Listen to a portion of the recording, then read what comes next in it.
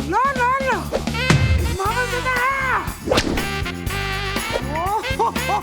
Oh, my. Big Mama jet skis. Oh.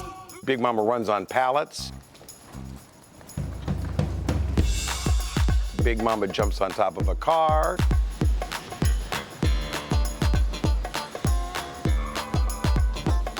Big Mama flies through the air and hits a table.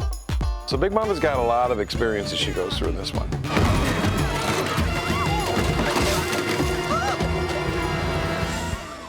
John's a great director. He knows what he wants.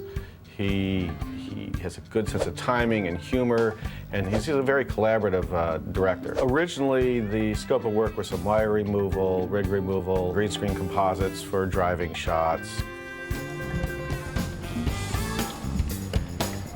You favor those eyes, I suggest you keep them on the road.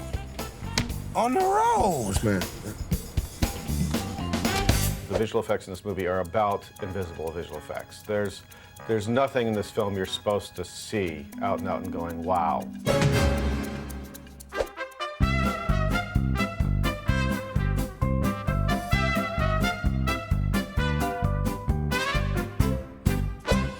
Instant fat guy. Oh my God, Big Mama, are you okay? This kind of work is tending to go more towards a blend of computer generation and, you know, makeup, depending on what's going on and how long an actor wants to sit. You know, like with that suit, you can do, you know, a full-on fat suit, very convincing. You can glue, but you know, you have to glue them into it, and it's not like they can get out and take a break. It's like, you're going in, we'll see you tonight, you know, and you glue their hands and their feet and everything's glued in. And, you know, we just couldn't do that with Martin on the beach. Who wants to go to the beach? I saw that girl in Cali. I called her, she ain't answer.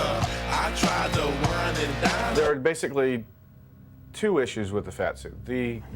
All the face prosthetics and things like that worked really well. Face and neck, hands, that all worked really well.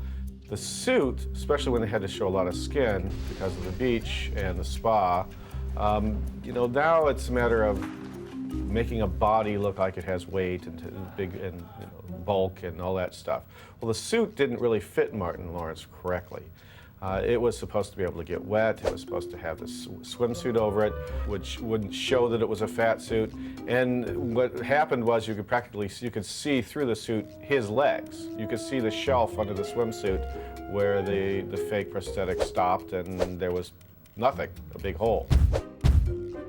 So we had to resculpt the suit, resculpt the shape of the legs, getting rid of these folds and big chunks of cellulite and imperfections in it. Of course, when you reshape the body, you have to fix the background behind the body because there's nothing back there when you fix that. So all of them also required to have the backgrounds replaced. You dance with your butt. Now let's try this again. What do we want, Mrs. Fuller? More butt? That's right. Try it with me. Sway with your butt. Don't be afraid to touch it and become one with it.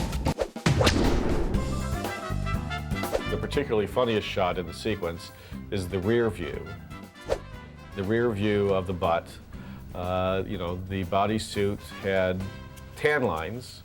John didn't think it should have tan lines, at least not as noticeable ones as, you know, as we had or as were there. So we had to adjust the tan lines, but without replacing the whole thing, there's no way to get rid of them. So we made them much less. It was a whole lot of work to make it, to actually pull it all together and make it so that you're not noticing the suit. You're just noticing the action and the comedy.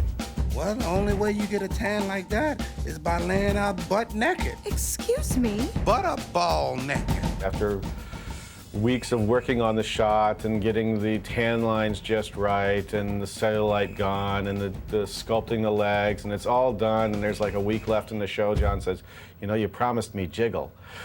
So now we got to add jiggle to the butt. And actually it was the thing that made the shot. You know, when the two sides bounce and you get that little boom jiggle, it's funny. But when the lights go down, my private dancer.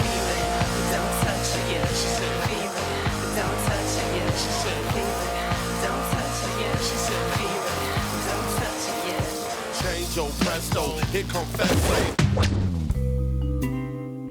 Originally, there's a montage at the end of the film, leading into the credits originally, that was supposed to be 6 months later. The way it had been re-edited, it wasn't 6 months later anymore. It was like the following week, and this baby was just born, and it was huge. It was Big Mama's baby because it looked like a 6 or 9 month old, and it's supposed to be an infant. We ended up shrinking the baby 20%, which is a huge amount. Painting back in the car seat where the baby wasn't, cutting the baby's legs off because the baby was so big that they were sticking out the bottom of the car seat, and just let his body block it. A couple weeks, showed it to John. Oh, great, this is all gonna be work. Okay, we've got to shrink the baby. So now we're on. Now we have to finish. The baby has to be shrunk because we've done it once. And so just because we did it to the easier shot doesn't mean anything. It's been shown that it can be done. So we have one person rotoing the baby, which means literally drawing a line around every inch of the baby, every single frame, all the way around in great detail with every little motion and nuance, so that when the time comes, we have the baby to put back in. Well, the one thing we can't do is we can't shrink the people's hands, so it's still gonna have to go from hand to hand. So at that point where the baby actually gets handed off and is held, it has to stay the same. But then that still leaves her face, his face, their shirts. When we delivered both of those shots, they cut them in, they're watching them in the DI suite. Everyone went, you know, that baby in the third shot's huge.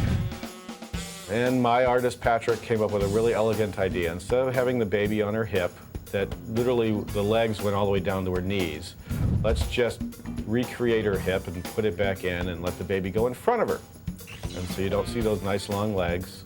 The baby's just riding on the front side of her hip, and you never see it, and it looks like a small baby again. And we were able to do that in the 2 days we had and delivered it, and everyone went, yay, the movie's done.